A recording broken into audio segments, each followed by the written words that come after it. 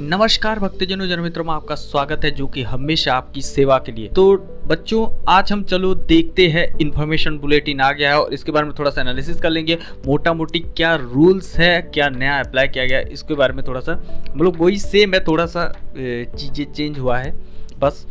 और information bulletin और schedule दोनों एक साथ आता है, लेकिन इस बार शेड्यूल पहले आ गया और आपका जो है इन्फॉर्मेशन बुलेटिन थोड़ा सा लेट आया है। और यहाँ पे मैं बता देना चाहता हूँ, तो आप जो है ना काउंसलिंग को थोड़ा सा ध्यान से कीजिएगा, बिकॉज यहाँ पे थोड़ा सा रूल्स लागू होते हैं। जैसे कि आप अगर मान लीजिए कि फर्स्ट, सेकेंड और थर्ड राउंड में, मान लीजिए थर्ड राउंड में आपको जो है कॉलेज मिल जाता है और आप नहीं लेते हो, आपको कॉलेज मिलता है और आप नहीं लेते हो, तो आपका जो है फी वो फॉरफिट तो कर जाए, वो मतलब आपको रिफ़ंड नहीं किए जाएंगे, वो तो अलग बात है।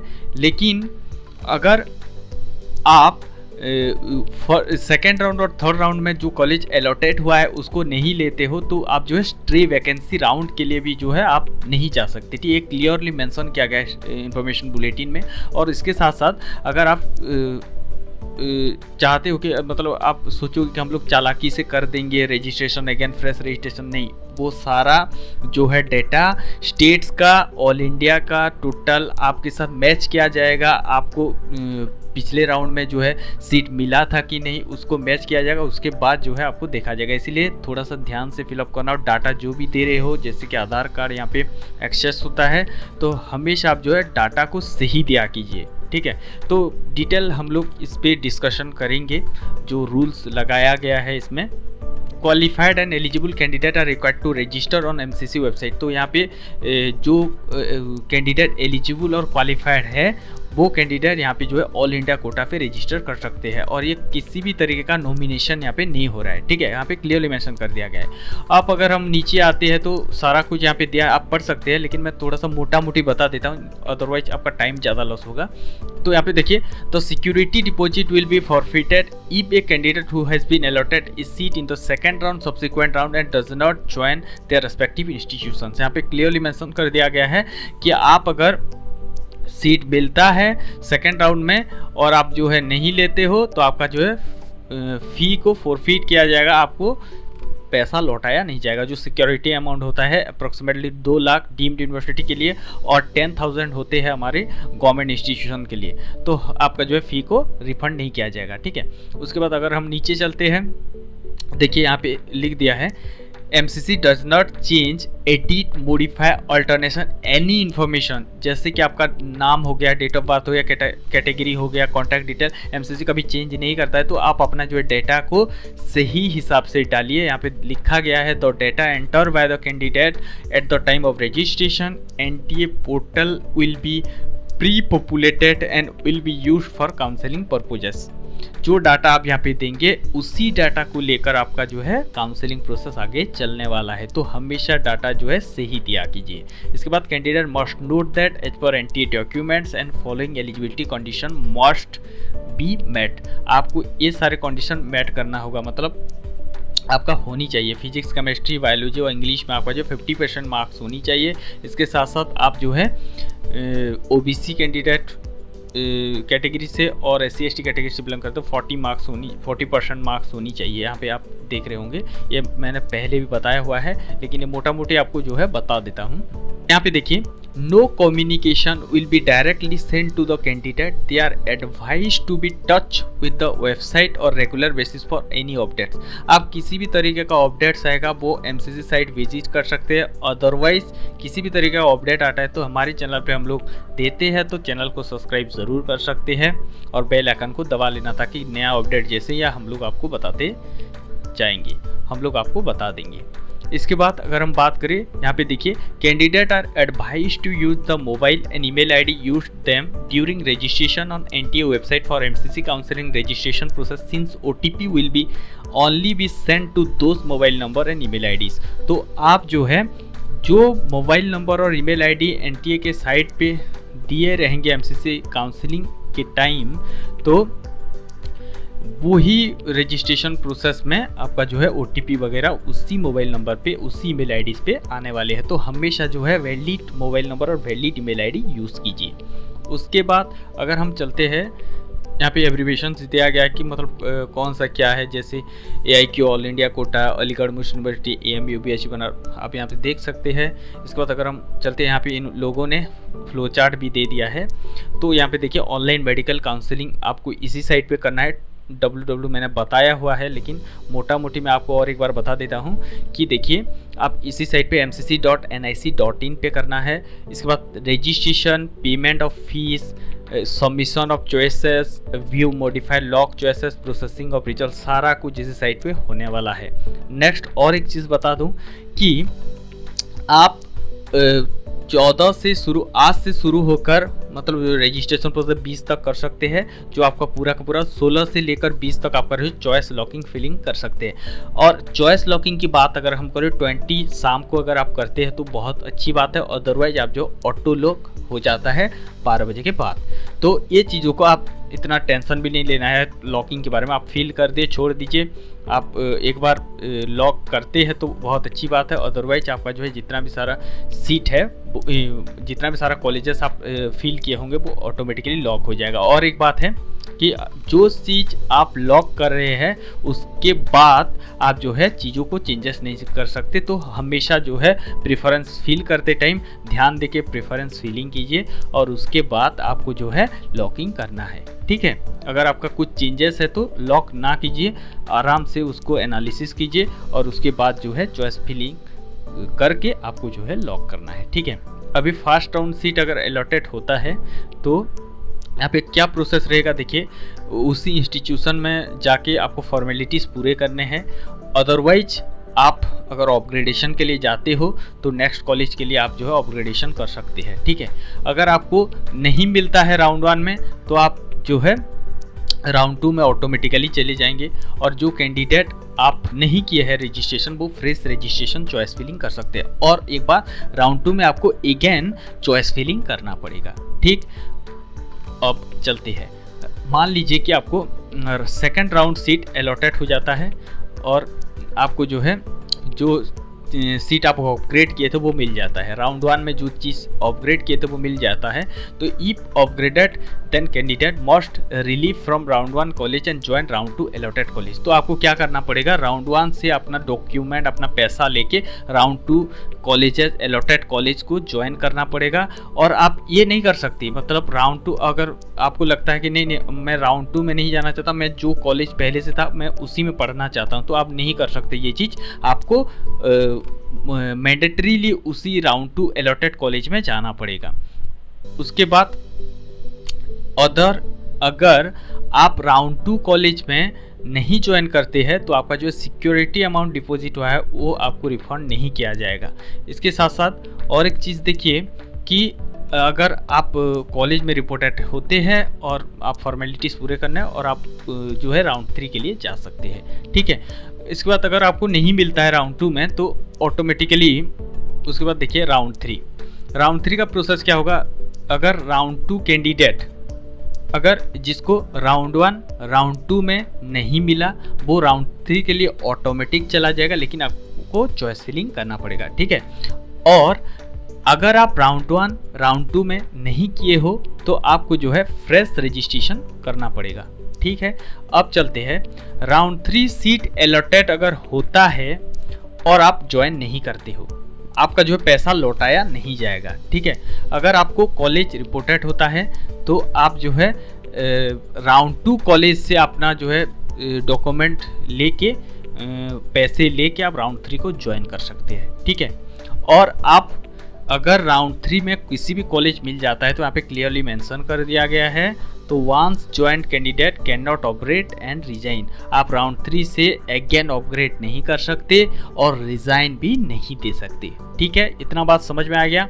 अब चलते हैं स्ट्रे वैकेंसी के लिए कौन कौन से कैंडिडेट एलिजिबल होंगे। एक तो वो होंगे जो राउंड 1 राउंड 2 राउंड 3 में जिसको नहीं मिला कॉलेज, ठीक है, वो चॉइस फिलिंग आराम से कर सकता है। अदरवाइज वो जो रजिस्ट्रेशन इन तीनों में नहीं किए हैं डायरेक्ट स्ट्रे वैकेंसी राउंड में कर सकते हैं। अगर कोई कैंडिडेट चाहे कि मैं तो राउंड 3 में मुझे कॉलेज अलॉटेड हुआ था, चाहे वो ऑल इंडिया कोटा हो चाहे स्टेट हो, आपको मिला था और आप ज्वाइन नहीं किए हो तो आप स्ट्रे वैकेंसी राउंड में जा नहीं सकते। अगर आपको लगता है कि आप चालाकी से चले जाएंगे, हम लोग तो फ्रेश रजिस्ट्रेशन कर लेंगे, तो ये किसी काम का नहीं है।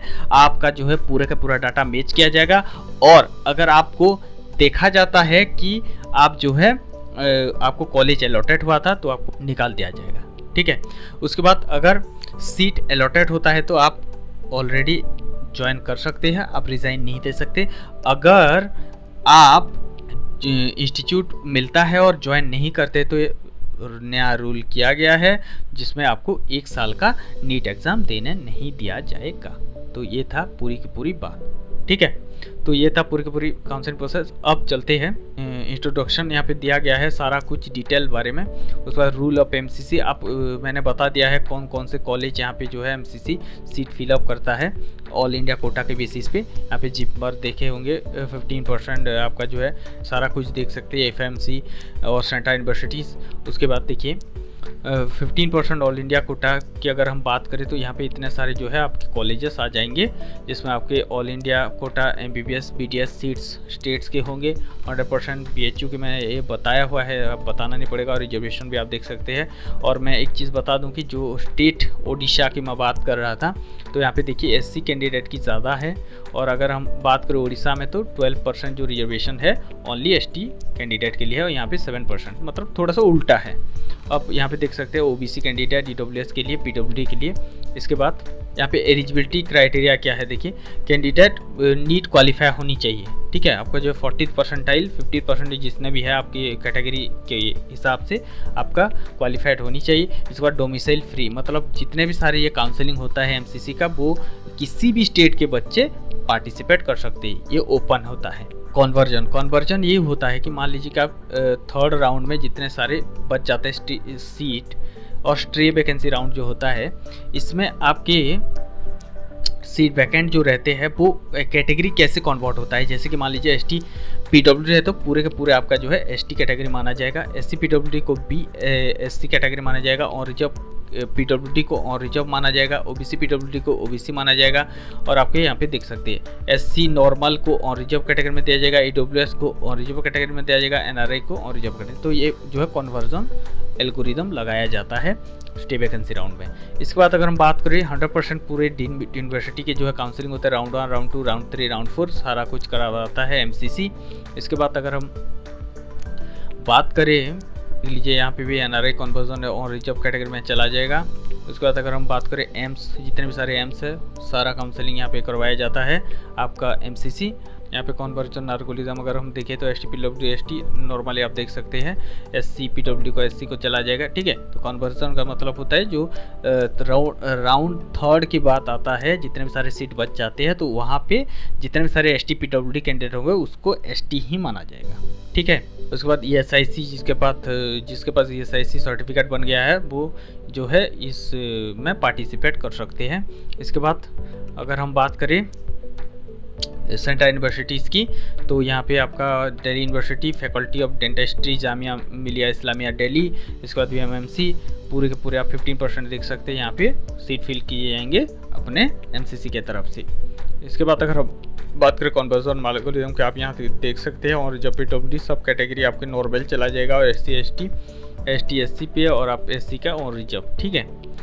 अब अगर हम बात करें दिल्ली यूनिवर्सिटी को 15% ऑल इंडिया कोटा पे होगा, 85% जो है बच्चे जो बिलोंग करते हैं दिल्ली यूनिवर्सिटी से, मतलब जो 10th और 12th पास किए हैं दिल्ली से तो वो बिलोंग करेंगे 85% कैटेगरी के अंदर वो आएंगे, ठीक है। उसके बाद अगर हम बात करें ड्यू इंटरनल कोटा की तो the eligibility condition have been provided by the due authority of state quota admission to MBBS and courses eligibility, जैसे कि मैंने बताया।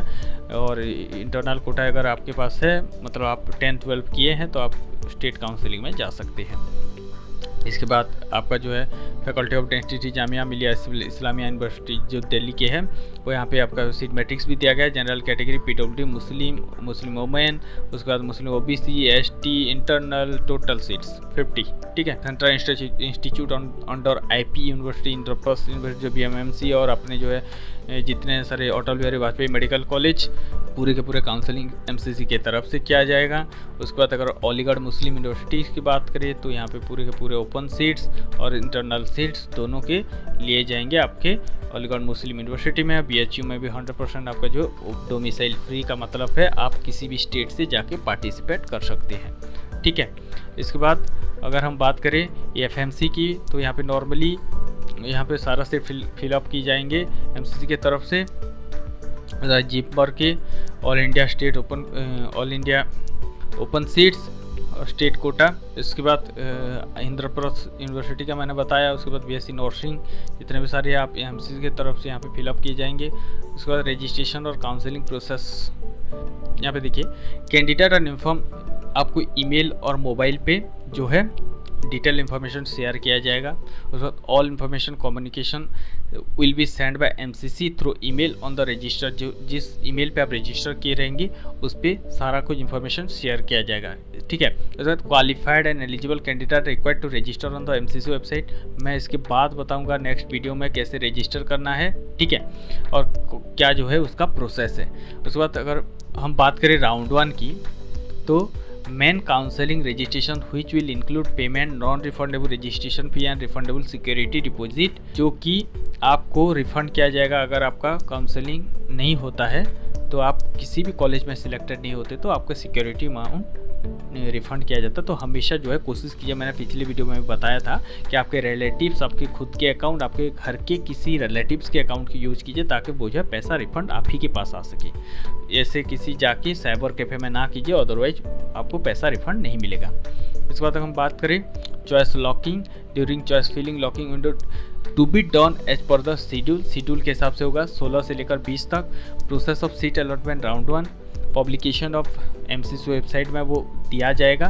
उसके बाद राउंड 2 का भी हम लोग सेम चीज़ आपको जो है fresh choice and locking again करना पड़ेगा और राउंड 3 में भी अगेन जो है fresh choice filling and locking करना पड़ेगा।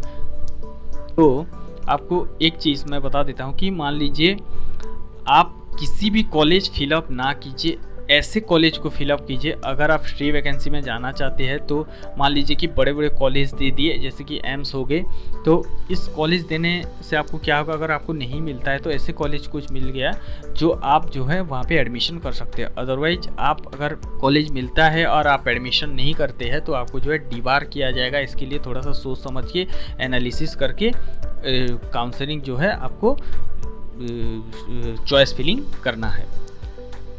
उसके बाद अगर हम स्टे वैकेंसी राउंड की बात करें तो वही सेम जैसे मैंने 2 कैटेगरी का बात किया, एक जो राउंड 1 राउंड 2 राउंड 3 में किसी में भी कॉलेज अलॉटेड नहीं हुआ है वो स्टे वैकेंसी में जा सकते हैं।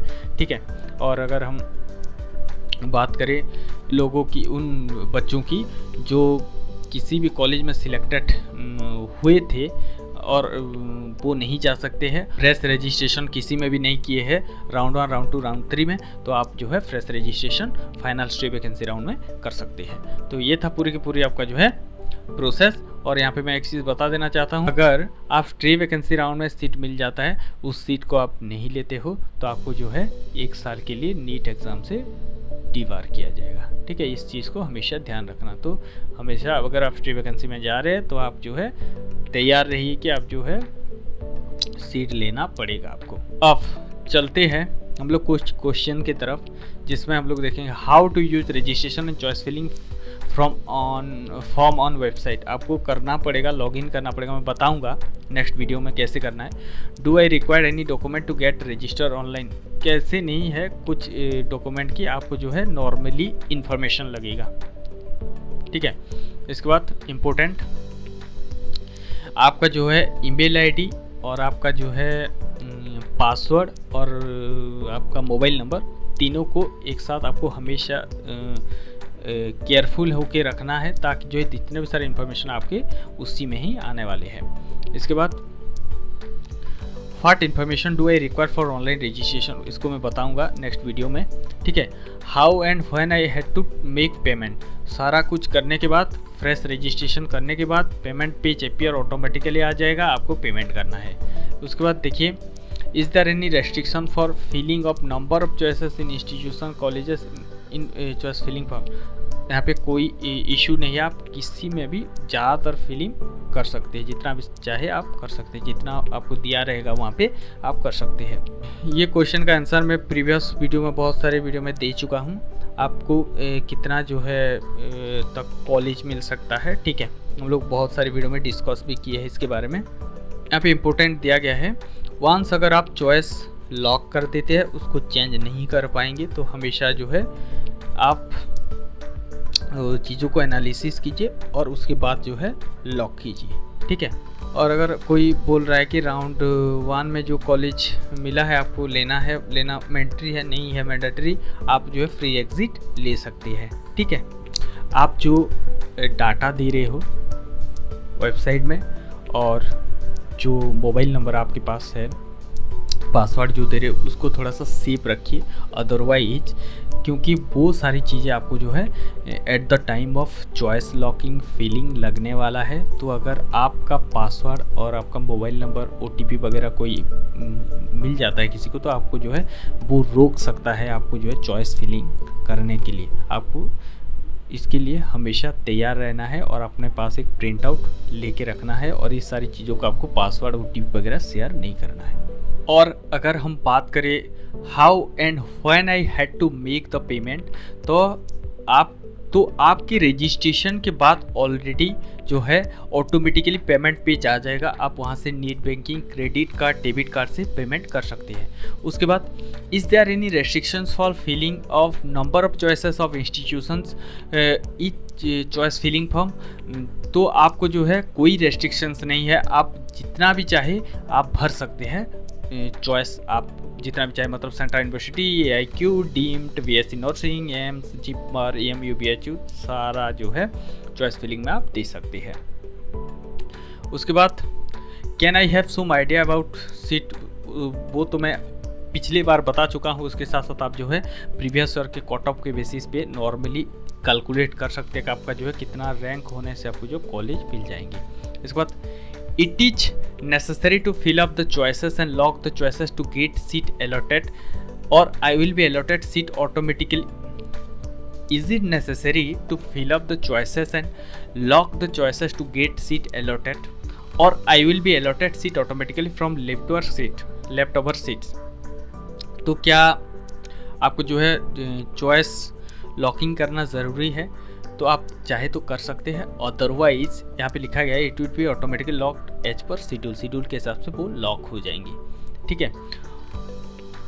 इसके बाद इम्पोर्टेंट, आप जो है don't wait till the last minute to register and lock your choices to take a print out, please go through your submit choices before locking, as one you lock the choices they can not be modified. तो आप एक बार अगर कर देते हैं lock, तो आप जो है अगेन मॉडिफाई नहीं कर पाएंगे, तो हमेशा आप जो है थोड़ा सा एनालिसिस कीजिए। तो आप यहाँ पे is it necessary to join allotted first round में अगर मिलता है और आप जो है कॉलेज ज्वाइन करना ज़रूरी है। अगर आपको सीट मिल गया है फर्स्ट राउंड, ये फ्री एग्जिट होता है, पैसे रिफंड हो जाते हैं, आप नॉर्मली जो है फ्री एग्जिट ले सकते हैं, कोई ऐसा मैंडेटरी नहीं है कि आप जो है फर्स्ट राउंड में कॉलेज मिलेंगे तो आपको ज्वाइन करना ही है। उसके बाद if the candidate does not report at the allotted college during round 2 whether he has to register again for round 3, yes.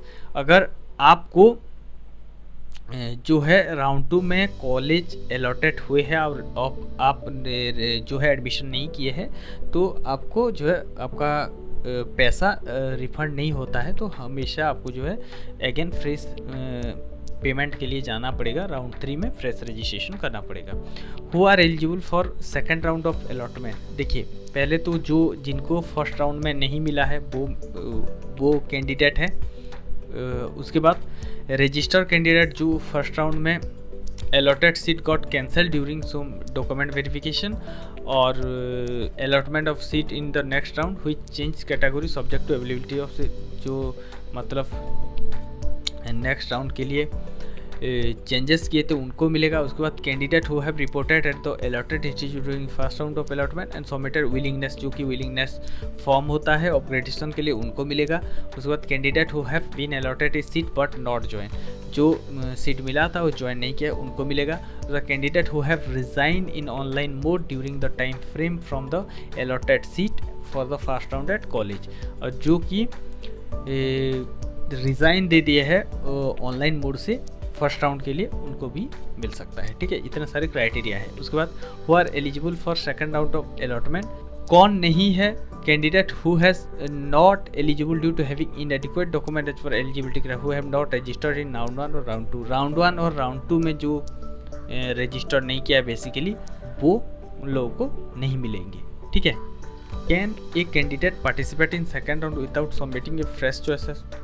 Obviously, fresh choices submission by eligible candidate as mentioned above is necessary for consideration for seat allotment during round 2. If candidate does not submit fresh choices during choice filling period, the candidate will not be considered for the allotment of the seat during round 2 and will return. Candidate participate in second round without submitting fresh choices.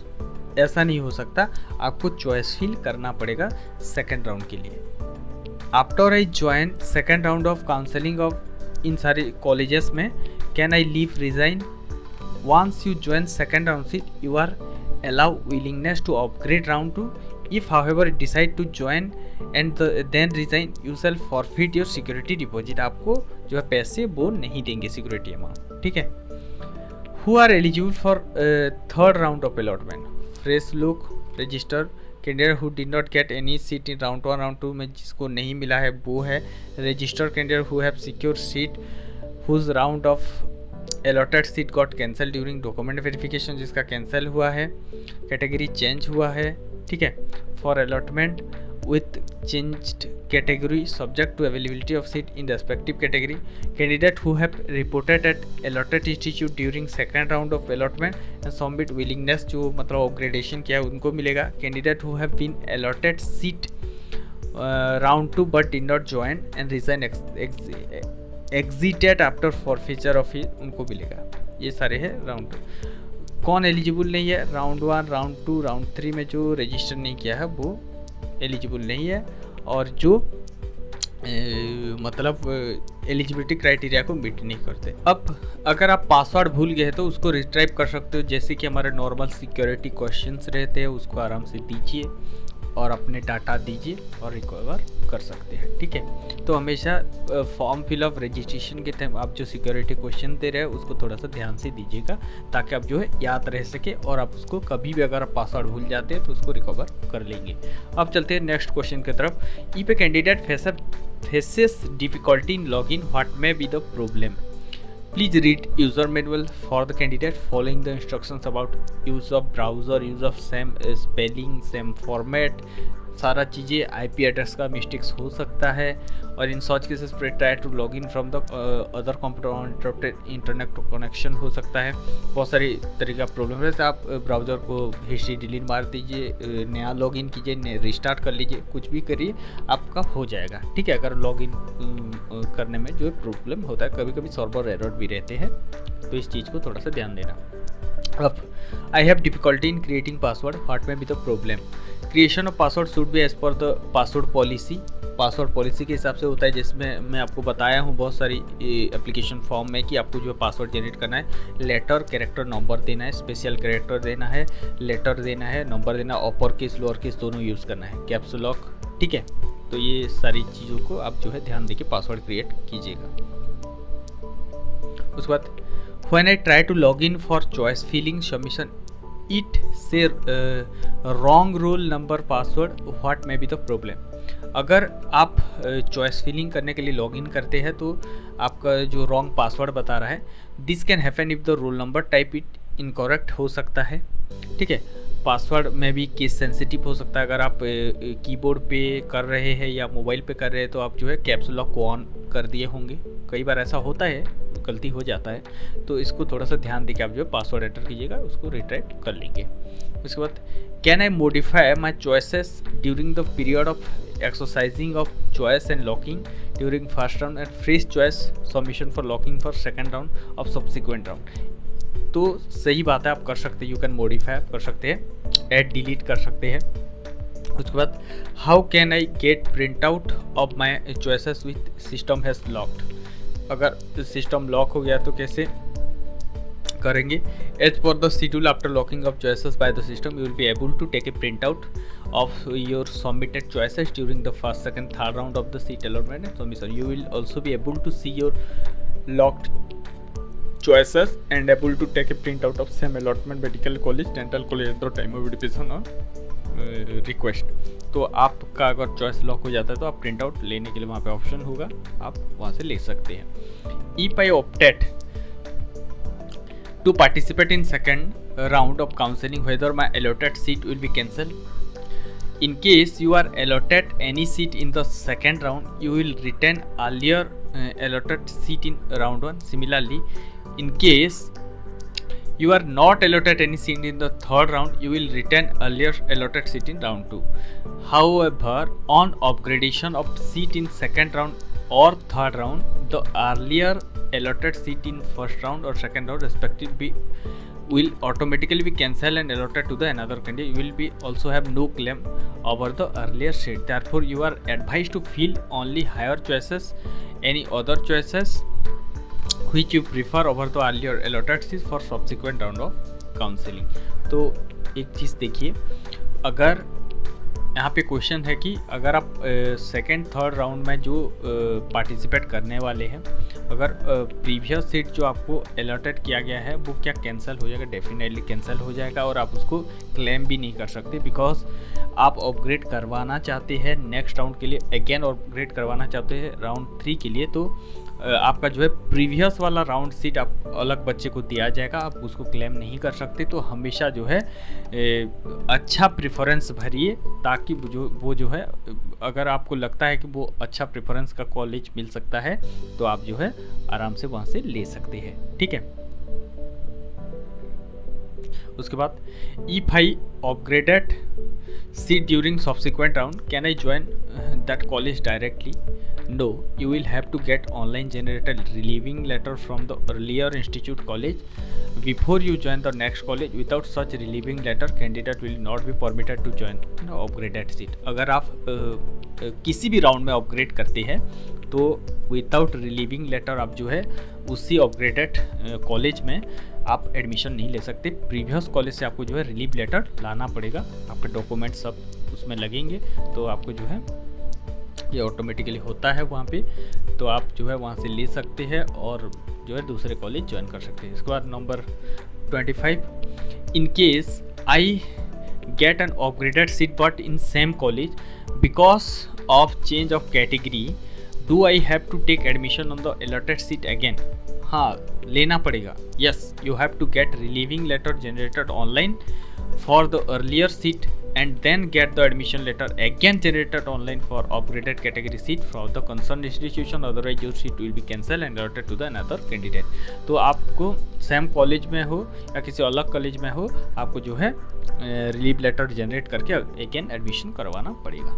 उसके बाद what is procedure of round 3 counselling which will be conducted by DGMS for इतने सारे colleges. तो net vacant seat due to non-joining, non-reporting, round 2 will be published in the seat matrix. Are eligible candidate have to submit fresh choices and result will be processed as per their choice and merit list। तो आपको जो है अगर vacant seat है, जो college आपको reporting नहीं हुआ था, तो आप जो है उसके लिए अगेन फ्रेश चॉइस फिल करके ले सकते हैं। उसके बाद next question, what to do if I by mistake I had to opted for deemed university seat when I want to option only for all India quota? How do I correct it? There is a reset initialization option at registration page. One candidate can reset the previous field quota choice and fill the particular again and then proceed for the registration. This facility is provided only once.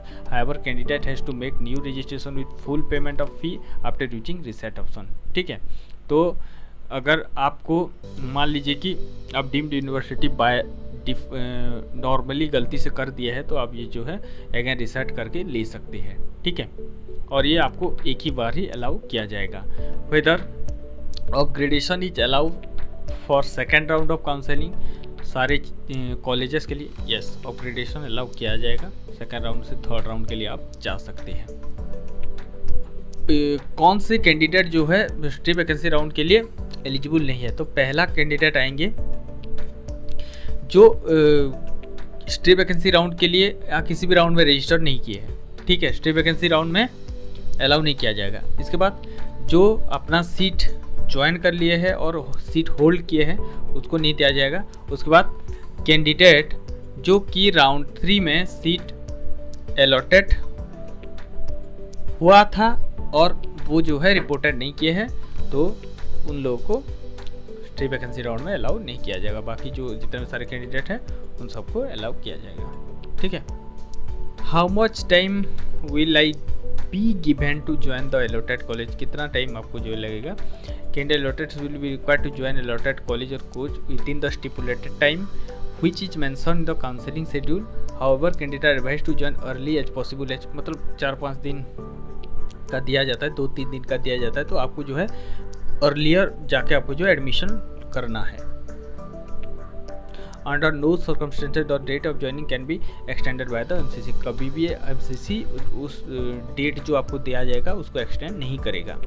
उसके बाद कौन से document लगेंगे आप देख लीजिए।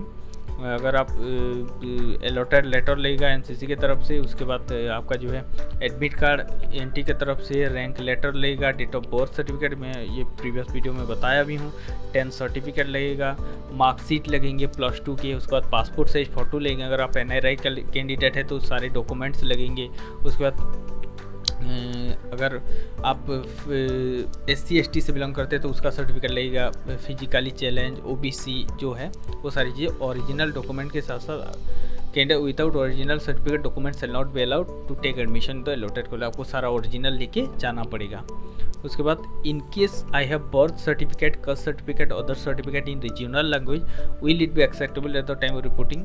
Certificate issued by the competent authority on standard format should be in English or Hindi language. Please remember that some of the state insist for certification for a certificate in English language only. Candidates are advised to carry certificate as attested copy of the English version of original certificate in case certificate issue in the other language, English language or without along with original. तो आप अगर आपका certificate अलग regional language में है, English Hindi छोड़कर, तो आपको जो है एफिडेविट करके उसको इंग्लिश में कन्वर्ट करके लेना पड़ेगा विथ द ओरिजिनल सर्टिफिकेट। ठीक है, उसके बाद if there is discrepancy in spelling name document and application for what I do, discrepancy अगर आपका है तो आपको जो है उसी रिलेटेड एक एफिडेविट लेके जाना पड़ेगा। उसके बाद What I do not have my original document with me at the time of joining the allotted colleges. आपको अलाउ नहीं किया जाएगा ओरिजिनल डॉक्यूमेंट अगर आप नहीं लेते हो। Will NRI foreign national candidate be seat reserved on for other category? No, इसके लिए पॉलिसी नहीं है। अगर आप गवर्नमेंट के लिए जाते हैं तो आपको जो है 1000 रुपये के रजिस्ट्रेशन लगेंगे और आपको जो है 500 रुपये के SC/ST कैंडिडेट के लिए रजिस्ट्रेशन लगेंगे, 10,000 लगेंगे आपकी और रिजर्व EWS कैटेगरी के लिए, SC/ST OBC PWD के लिए 5000 के जो है आपको जो है सिक्योरिटी अमाउंट डिपॉजिट करना पड़ेगा। तो अप्रोक्सीमेटली 5500 और 11,000 तक आपको जो है लग सकते हैं eight the time of registration. ठीक है, इन केस कैंडिडेट है टू अप्लाई डीम्ड यूनिवर्सिटी के लिए 2 लाख लगेंगे, 5000 लगेगा रजिस्ट्रेशन के लिए। ये था पूरी की पूरी प्रोसेस और रिफंड मैंने बता दिया है। आपको जो है रिफंड उसी अकाउंट में होने वाला है, तो कभी भी आप जो है क्रेडिट कार्ड यूज ना करिए, आपको जो है रिलेटिव अकाउंट वगैरह सब यूज कीजिए। तो ये था पूरी की पूरी काउंसलिंग के प्रोसेस और इन्फॉर्मेशन बुलेटिन। जो आपको मैंने बता दिया। अगर चैनल में नहीं तो सब्सक्राइब करके ज़रूर रखना, और ये सारे रूल को आप अच्छे से देखना, उसके बाद जाके आप रजिस्ट्रेशन करना।